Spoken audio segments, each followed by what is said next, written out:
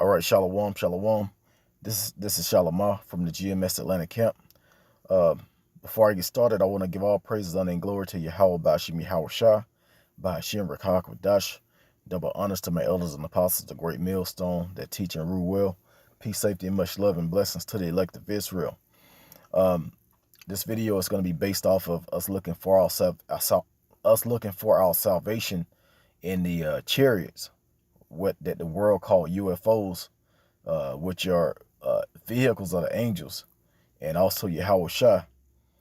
Those vehicles are the chariots of the Lord.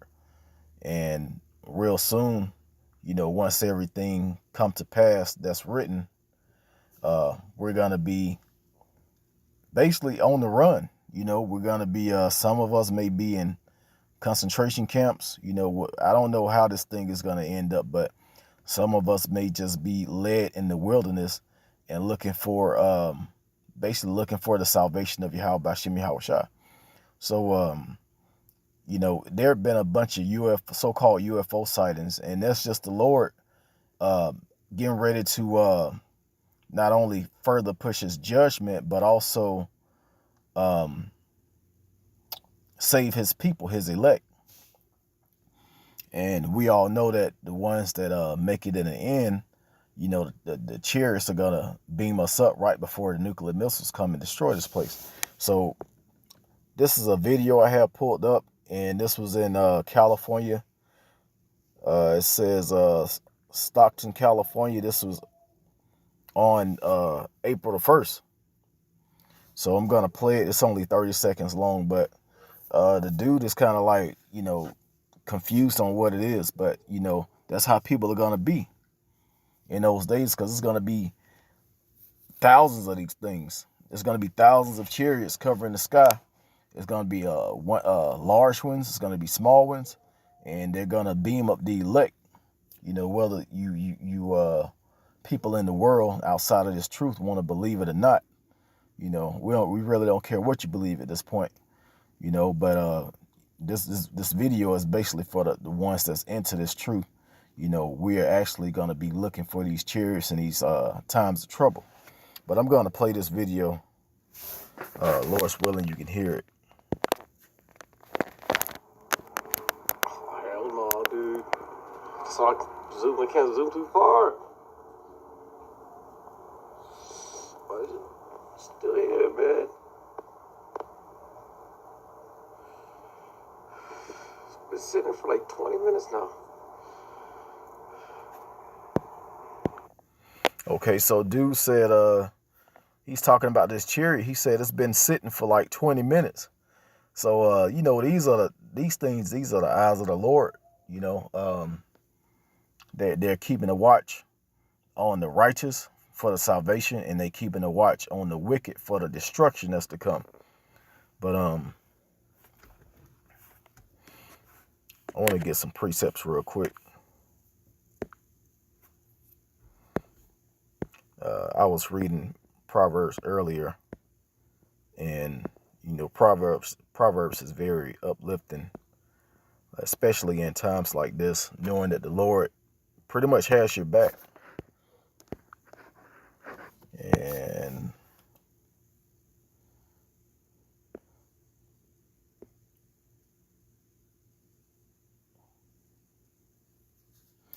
okay, yeah, I'm going to start at, this is Proverbs 3. I'm going to start at verse 25. It says, "Be not afraid of sudden fear, neither of the desolation of the wicked when it cometh. For the Lord shall be thy confidence, and shall keep thy foot from being taken." And like I said, the Lord is keeping a watch, through his angels, and also he's keeping a watch on the righteous for the salvation and the wicked for the destruction. So, he's saying, don't be troubled in certain times. This is actually time to rejoice,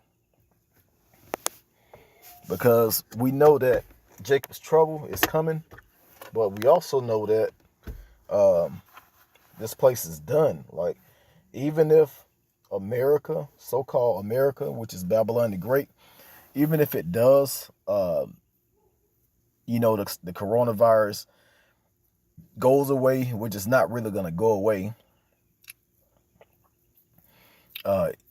Even when everybody, goes back to work, if that happens, everything is going to be changed. Like, it's not going to be the same. Like, this thing has really changed everything. So, like I said, that's the Lord, basically making himself known in these times. So the Lord, he says, don't fear, don't have no, don't be afraid of the, when, and don't have no fear when basically when these judgments come upon the wicked. I also want to get the book of Amos chapter 9, and I know it's down towards the end.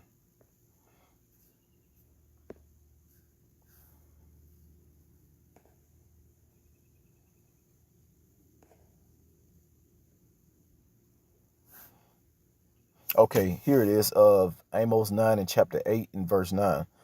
Amos chapter 9 and verse 8 and 9.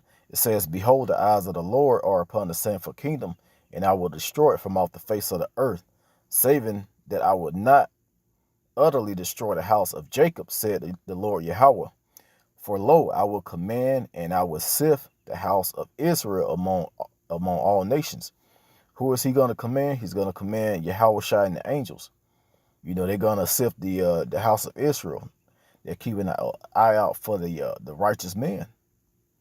Those righteous men are going to be caught up in the firmament. They're going to be beamed up. I want to say the righteous people, because you're going to have men, women, and children being saved. So the righteous ones of Yahweh Bashim Yahweh Shai, he's gonna take care of. But it says, I will sift the house of Israel among all nations as corn is sifted in a sieve, yet shall not the least grain fall upon the earth. So he's gonna we're not gonna be on the earth when this thing happens, when everything really goes down. Right before that major destruction comes, we're gonna be with the Lord. As a matter of fact, I'm gonna get that in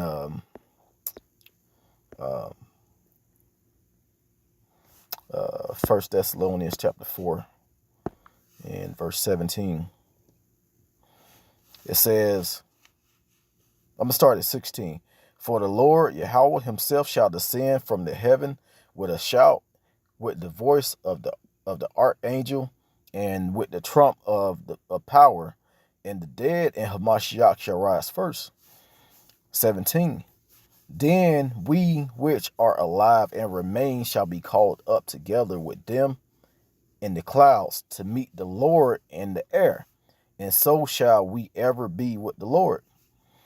Wherefore, comfort one another with these words." This is comforting, letting you know that everything's about to be destroyed, in this sinful place, Babylon, but the Lord is gonna save us.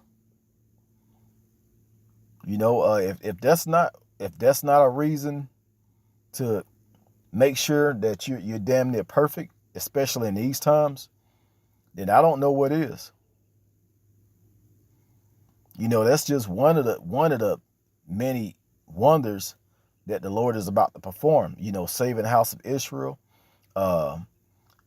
He's gonna come with revenge, and he's gonna he's gonna put the righteous in rulership over the earth.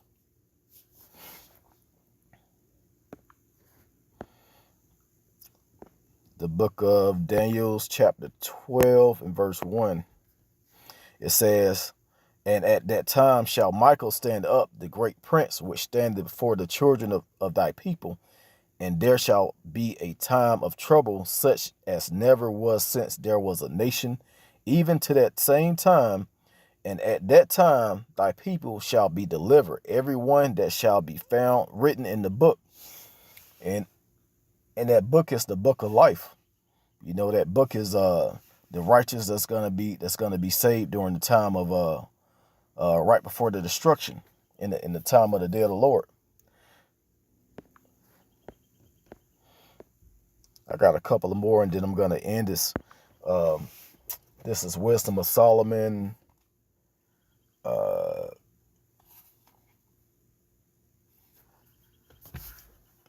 want to say chapter 5 and verse 2.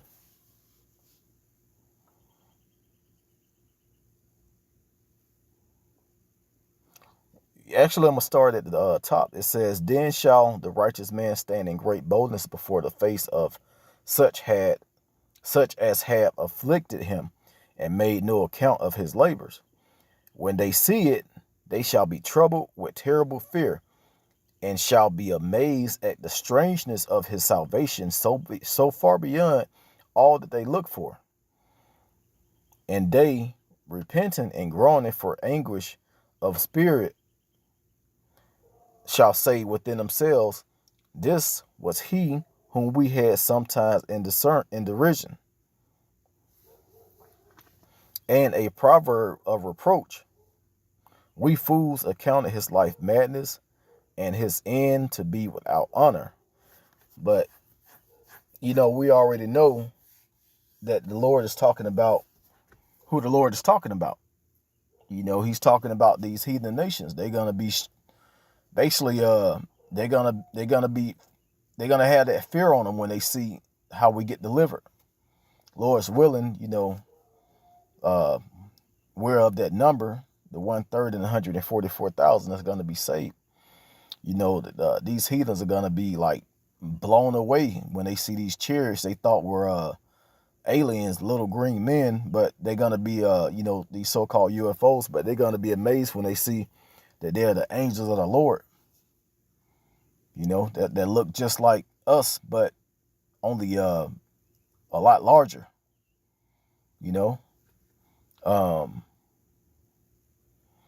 It says, verse 5, how is he numbered among the children of the Most High, and his lot is among the saints? They gonna be like, how is this possible? Hey, we told you, people. I mean, it's written. It's concrete evidence who the children of the Most High is. You Negroes, Latinos, and Native Americans, but it's hard for Esau to understand that. Esau think that he's gonna rule the earth now, and also take his place in our kingdom. No, you're gonna be in slavery in our kingdom, just like we're in slavery in your kingdom. That's fallen.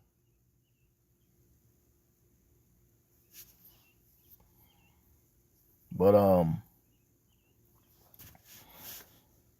got one more precept after this, real quick, because the Lord, he's gonna save us, and at the same time, he's gonna bring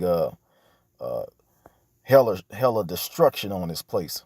Not only with the nuclear missiles, but these chariots are gonna be straight up just destroying this place at the same time. Isaiah chapter 66 and verse 15. For behold, the Lord will come with fire, and with his chariots like a whirlwind, to render his anger with fury, and his rebuke with flames of fire. For by fire and by his sword will the Lord plead with all flesh, and the slain of the Lord shall be many. The Lord is about to come back, and we already see that. And in these times, we're gonna. Hey, I know it's not just me. It's not just me that damn near every time I'm outside, I'm looking up at the sky. If I'm outside and it's dark and it's a clear sky and you see the stars, you try and see which ones could be chariots. You may be driving and you can see the sky in front of you. You're going to look up, seeing if you see a chariot.